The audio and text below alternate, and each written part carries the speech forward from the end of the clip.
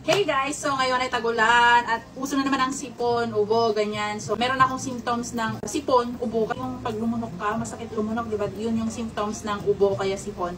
At sakto namang dumating ngayon yung mga pinamili kong honey. So itong isa ay ang Liguan honey at ito po ay 1,440 grams. Dapat 500 grams lang yun. Alam ko yun yung binili ko. Pero bakit ito yung napindot ko? So ito napakalaki.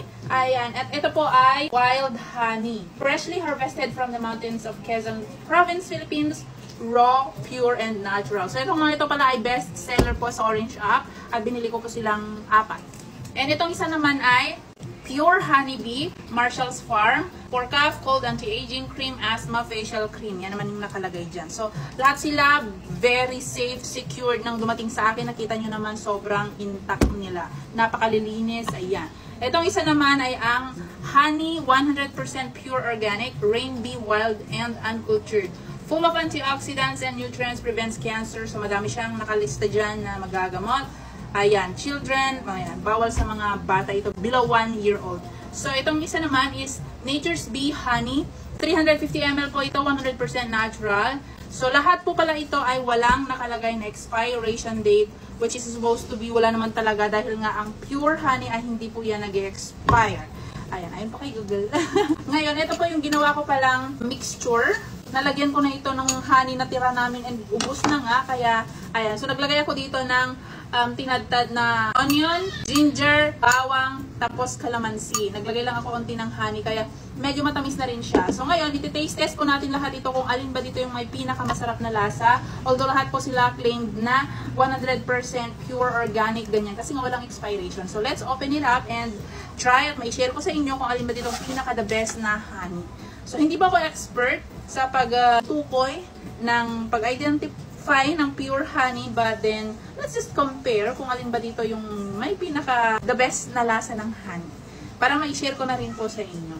Ayan, although napakahirap na ngayon na maghanap ng pure na honey kasi nga ang dami ng mga scam dyan, makabenta lang. So ito po yung isa, yung una, pinakamaliit. Ayan, sealed, perfect. Oh,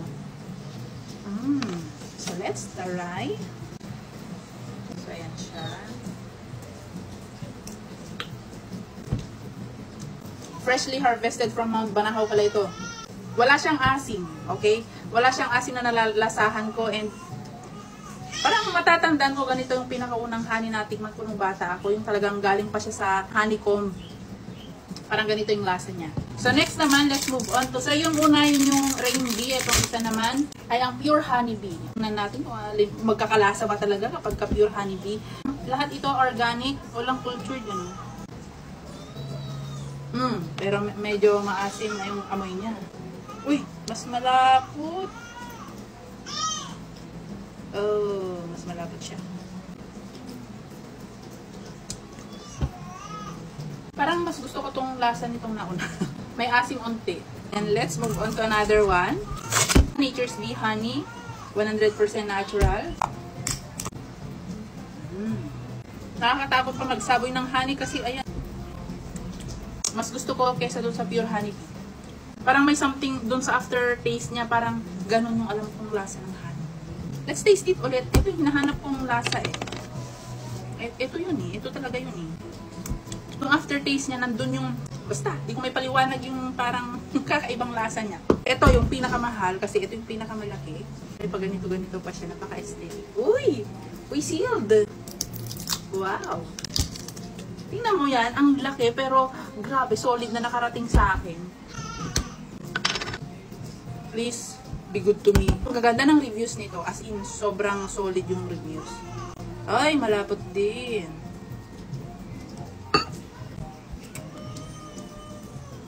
Ito yung pinakamalapot sa lahat, as in, kailan ngangat-ngatin ko pa siya, ichuchu ko pa siya. Isa pa nga. Sana naman, after ng review ko na to, magaling na yung sakit ng lalamunan ko. Chewable siya. So, ang rating ko dito, guys, ito yung number 1 ko talaga. Number 2. 3. Sadly, number 4. Hindi ko mahanap yung lasa ng honey dyan. Ewan ko, parang ito yung pinakalasa ng honey para sa akin. Ito basta matamis lang. Pero laboratory tested daw to Number 1, 2, 3, 4. Sige, pero bakit ito yung napindot ko? Ayun lang ang ating review guys ng honey na to. Lagay ko na lang yung link dito sa